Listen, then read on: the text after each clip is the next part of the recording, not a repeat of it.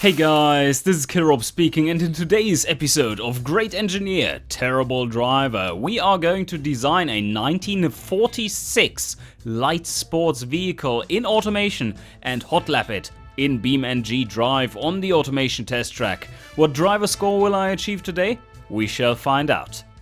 After the absolute horror of the last episode, I think we need to design something that is actually driving well. And light sports car. Let's see what kind of engine positions we have here. Do we have rears? Yes, we do. Okay, this one is a potential rear candidate. Does it actually work in rear? It does have mid. I think mid works currently. I think rear is somewhat bugged. Never gets you engine size or something. But yeah, let's go with this. And that is mainly because back in the day the brakes were so shit, and we are not going to have large wheels on there which can fit brakes. And also the game is still bugged in this state, and the brake force is half of what it should be in the early years. So how about we go with the rear wheel drive and mid-engine, because that gives you much more weight on the rear. And even with weight transfer, you only end up at roughly 50-50 weight distribution during braking, during full braking. And that means that, yeah, you will probably be able to put on some brakes that work. So we are going with space frame. Yes, space frame. Space frame technology, which is not really a technology. It's just welding things together. But it is effective. And considering that we are not going to build that many of this thing, we probably can have a juicy markup.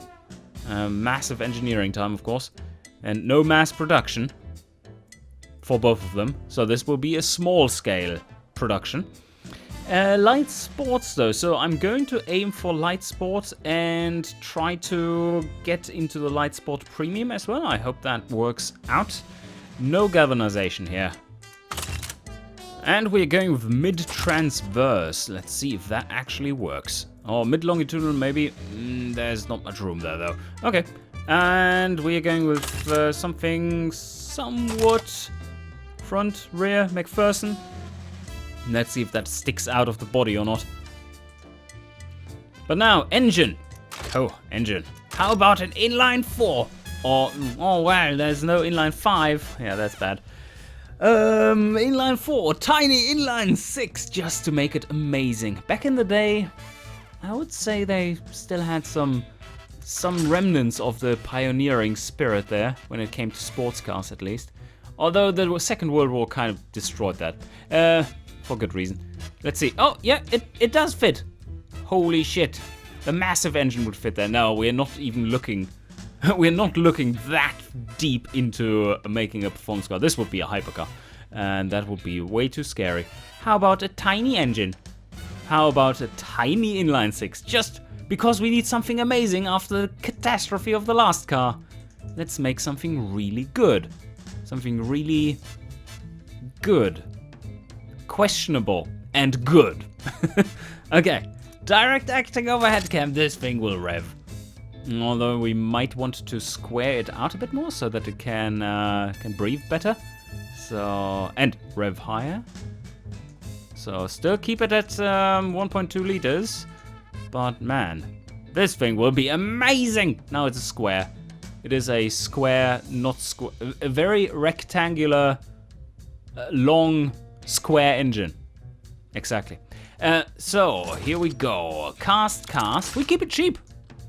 Beyond the fancy direct acting overhead cam, which is not very fancy, we are, and it being an inline 6, we keep it dirt cheap, shall we? The only problem we are going to run into is that we are getting shit RON octane requirement because of how long the engine is. Well, it's not really as long. It's about as long as a hand. No, not quite. But, you get my drift. And the fuel distribution. So that might be tricky. But let's let this rip to 50 cam profile. Naturally aspirated. Single carb. It's not enough. Is this maybe enough even? Single carb, but we don't want to have a single carb on there. performance intake, standard, and we can go a little bit more rich. 13.5. And how about we optimize this one for 5,000 RPM and rev this up to 6K, maybe 6.5, if the valve train does support that. That will be the tricky bit. We could invest some quality into this as well. And let's see. This is way too much power. Let's move this one down. Tubular, nothing too fancy, like I said. And a baffled. Holy shit, that's a lot of power. And it's a good engine already. And my cherished neighbor has just started mowing the lawn. Perfect for an episode of Great Engineer, Terrible Driver. So, we do want to have a bit more octane in this. 92, right. And we can rev it slightly higher. It's at 6, peak power at 6. This one will drive very quick. And how expensive is this thing? Not so much. And currently, we don't have a long engineering time and high production units either. So far, so good. Let's see what this one does. Still can be lower. No, we do want to have it rev out like this. Overall, I think this is a decent build. Let's see if slight amounts of top end there can make engineering time. Yeah. I mean, the car is all space frame and stuff, so I think we can invest a little bit more into the engine. It's not that severe of a difference. So I think we're good here. 70 horsepower. Oh my god. This car won't weigh anything, so 70 horsepower will be ridiculous. Okay, almost 70 horsepower. And now for the revving. This tiny little engine with its cute carbs. Let's have a manual rev. Here we go. Oh yes, certainly does sound like a proper light sports car. And we're going with the coupe. 2 doors. Oh yeah. Oh yeah. Where's the engine? Where is it hidden? There it sits. Beautiful. Somehow it is stuck in a plane, but we don't care. It's right through the sump. No one will notice. I guarantee you. So then we need to look at not the fixtures and not the paint, because that's coming later. Gear ratios. Do we want to go with 4? Yeah, maybe. Make it fancy. Make it real fancy. And the tires might be very expensive, unless we are limiting it a bit. We could rev this one to... Oh, open div. We could rev this one to 100 kilometers an hour in second gear. That will certainly make sure to not have too much wheel spin. Oh, and we are on cross-ply, of course. Cross-ply tires. Let's go for sports compound. They don't cost that much. 109 bucks. We need somewhat beefier tires. 145s. That sounds very beefy. And slightly larger if we can make it. So that we can fit... Can we... Oh, 14s. Oh, that's amazing. Oh, no. Okay, we can only use 135s on 14s. But I mean, the car will be so lightweight. I don't know what it's talking about there. 233 recommended width. That seems a lot. Okay, let's put the maximum brake size on there. 275s. Front and rear should be reasonably balanced. And maybe go with a pad type of 60-ish. And for the brake bias... Oh, nope. Stay up there. 50-50 for now. Undertrain, none. There is no option that makes sense. Cooling airflow is good. And we only need 2 seats. Only need 2 seats. That would be... It's a tiny, tiny car. How are you supposed to fit 4 people in there? Okay, well, back in the day, people weren't quite as rich, and by that I mean fat, as today. So, Interior. Light sports. Oh, that's expensive. That's really expensive. But light sports premium would be more like premium and premium. So let's try standard. Yeah, let's try the standard. Steering quality +5 and standard safety. Nothing fancy there. Oh no, the weight! And, oh no, I forgot about that. Yeah. That's a bad base setup, Killrob. It's mid-engine. You need to make sure to actually use less width front. So we drop it down to 13s in the rims and try to do... Oh, that's the wrong one. I was wondering, like, what the hell what the hell is going on? Why is it becoming worse? Yeah, the rears need to be much better like this. Okay, it's still a terrible suspension setup, so I'm not too worried about this. But that's fine. So 155s in the rear. If we now tune this for Sport, it becomes worse. No, okay, it's a decent base setup, I would say. And now we can go from there. A bit more in the rear and far less of the sway bars there and there. Yeah, it's all coming together nicely. Why is this so low? It's not good. And we want to have more of that too. 143, that's looking good. And we need more spring stiffness in the rear. And maybe a bit more in the front and more in the rear. And now we lower the whole thing. Oh, it's coming around. It's coming around terminally oversteering. That's not good. But okay, this is a basic setup for the car. Let's have another look at the wheels. We can't make that any larger. We could reduce this further. And let's have a look at the demographics. What do you guys think about this? Well, it is a light sport and light sport premium. Let's really quick pin those. So we are pretty much spot on with these. And still a quite high affordability for light sport. So decent. The gearing is not that great. I mean, look at the grip reserves we have here. That is way too much. So let's make third gear go to 100 instead. Or something in between. We don't want massive amounts of wheel spin. And we've already cut down acceleration times by a lot. Oh, the brakes. The brakes. We need better brakes. Here we go. +5 quality. Ooh, that's tiny.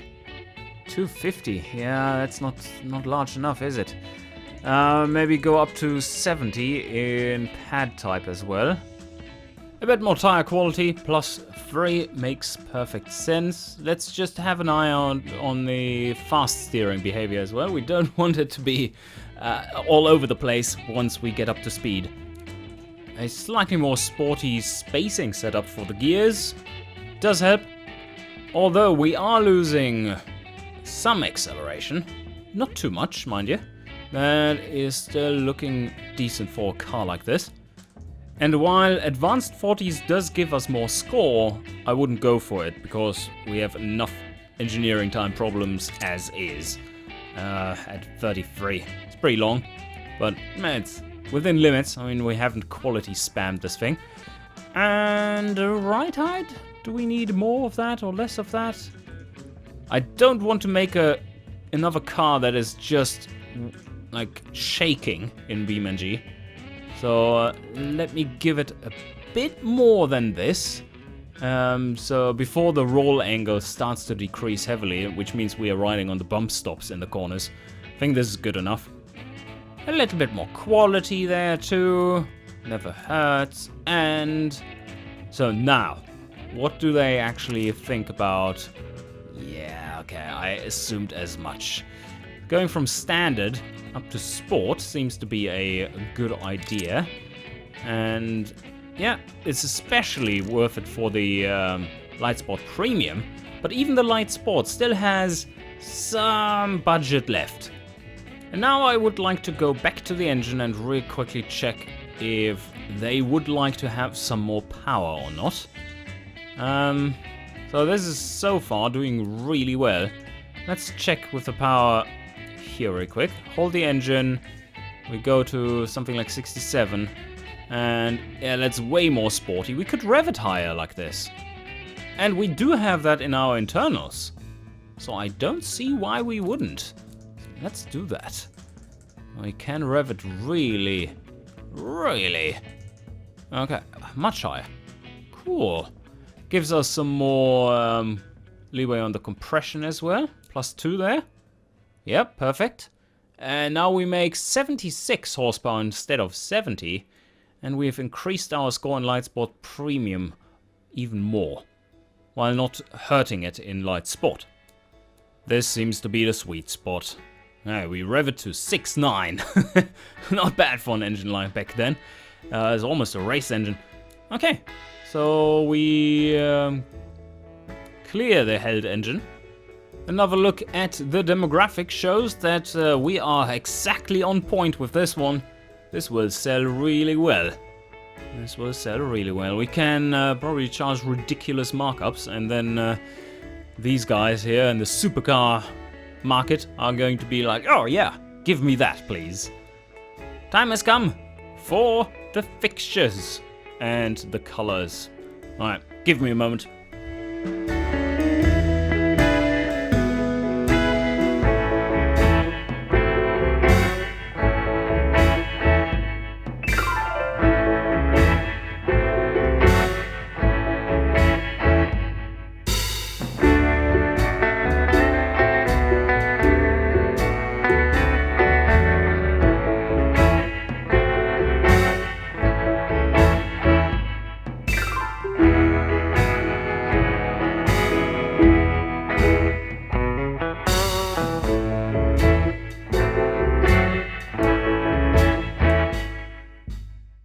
And it is complete.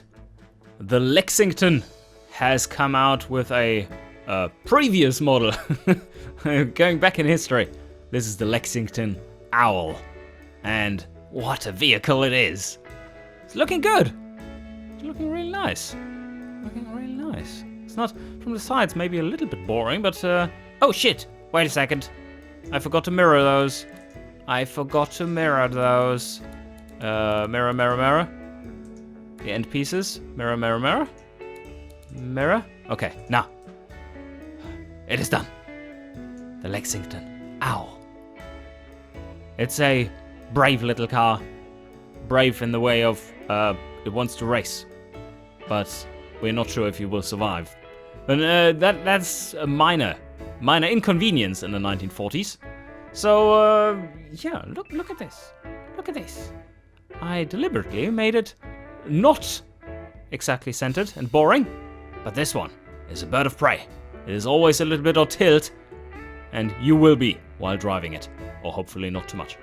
So, I really like the design. It's not bad. It's not great. It's not bad.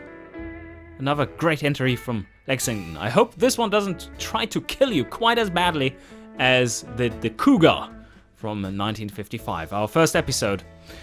And what is missing, you ask? Well, we need to take it around the test track. Let's have a look at the beautiful market conditions first. Yes, very good, Killrob. Now, show us the goods. Here we go. Oh yeah, off the line. That is reasonably quick for a car like that. And what kind of top speed do we hit here? Oh wow, it is getting fast. 170 almost. And to the line in 2 minutes 51.1. Yeah, we have seen slower around here, that's for sure. It's not bad.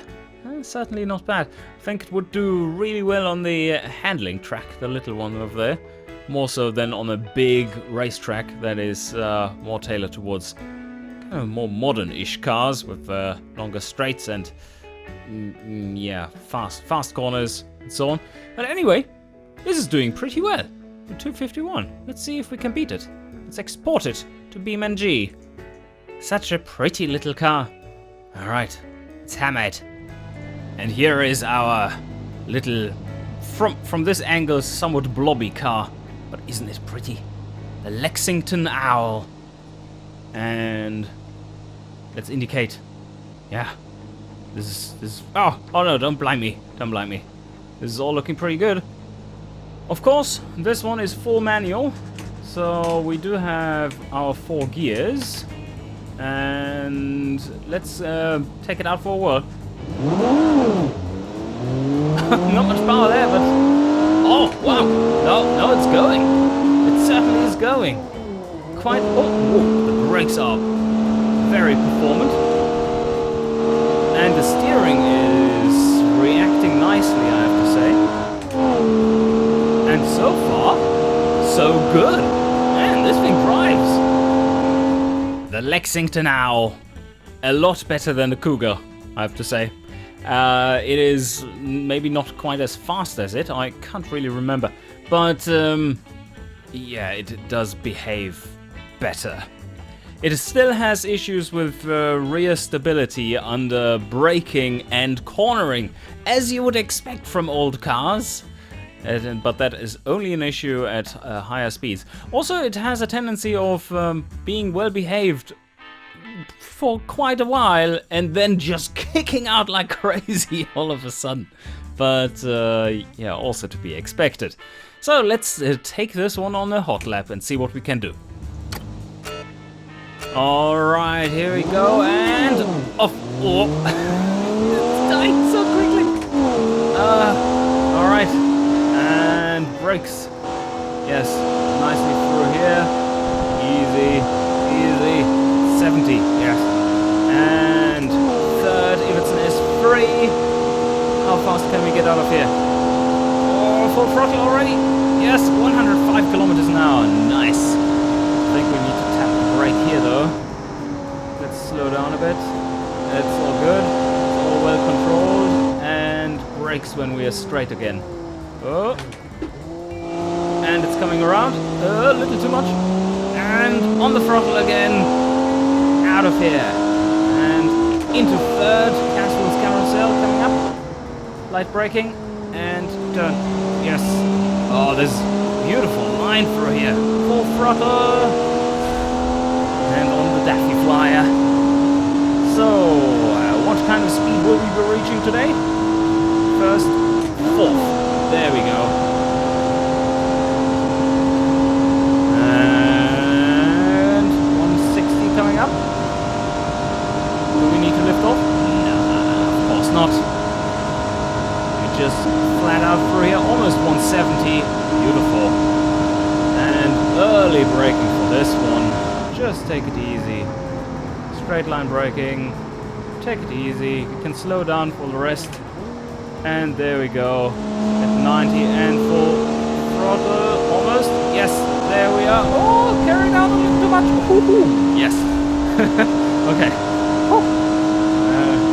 little scary moment there. And brakes, brakes, brakes, brakes, brakes, brakes, brakes, brakes. Pump a little. And there we go. Second. Full throttle again. And into third. The rupture game went pretty well, considering that we were a little dodgy there on the brakes. And this one is tricky as well. Ooh, bad angle. But slowed down enough for Adam's apex. And unleash. There we go. Now Cossack corner coming up.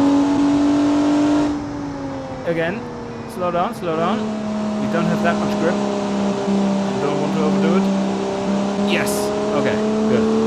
And final corner, don't mess it up. Yeah, all good, all good. And towards the line.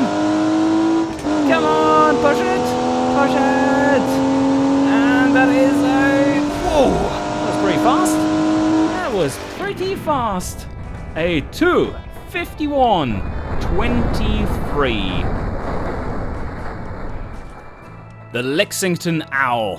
What a neat little car. Sporty too. It really feels like a little old sports car, but very well set up. It does know how to kick you, but considering that there are no driver aids, this thing is handling pretty well, especially at low speeds or lower speeds. Not low speeds for the time, because below 120 it handles just fine.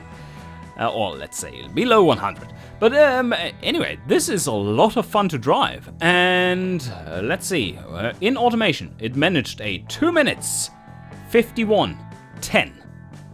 And in BeamNG.drive, I managed to drive around the test track in 2 minutes 51:23. That was really close.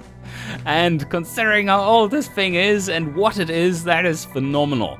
That's saying a lot about how good it is. So you'll find it in the description below, as always. I urge you to try it out. And I hope you enjoyed, and see you guys next time.